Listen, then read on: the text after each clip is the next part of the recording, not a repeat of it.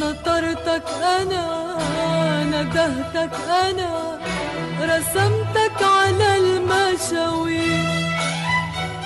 يا هم العمر، يا دمع الزهر، يا مواسم العصافير. نطرتك أنا، ندهتك أنا، رسمتك على المشاوير. يا هم العمر، يا دمع الزهر، يا مواسم العصافير. ما أوسع الغابي وسع الغابي قلبي.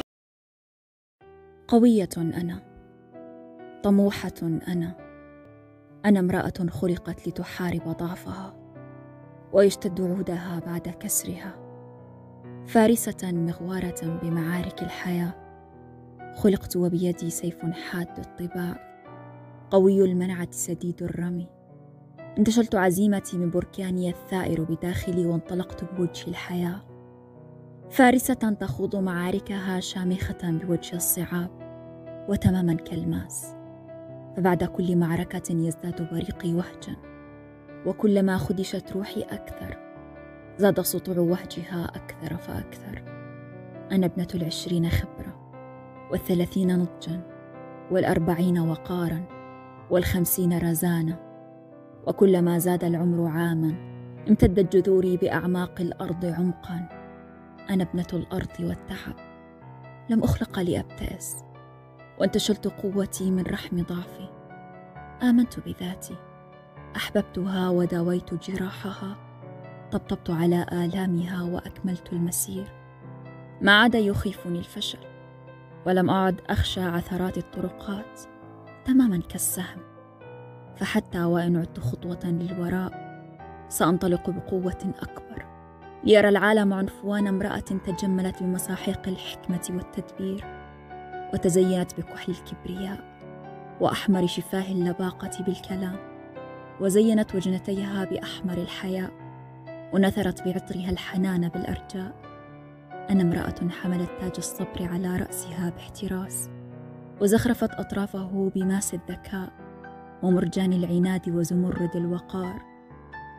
لست امرأة عادية، فإن جار الزمان على زماني وزاد سواد أيامي سأشرق كالألوءة نضجت بظلام محارها، توارت بين قضبان محارها.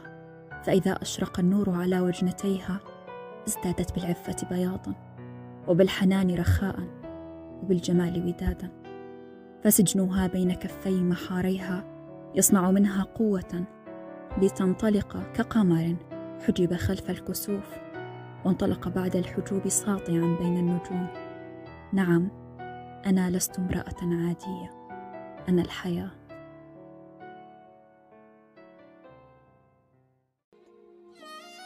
المجد لكل امرأة تستطيع أن تتجاوز بؤس الأيام والأشخاص والمواقف السيئة أيضا بابتسامة ساخرة. لكل امرأة أنيقة شجاعة تحارب لأجل الوصول إلى أحلامها المنتظرة. لكل امرأة تجعل من أخطائها بدايات أجمل.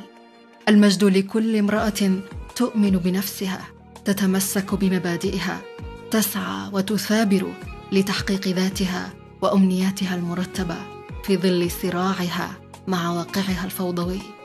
المجد لكل امرأة واثقة بقدراتها، تؤمن أن عقلها يغير أمة كاملة. لكل امرأة قيادية تؤمن أنها قادرة على افتكاك أحلامها من كف الحياة ولو بعد حين.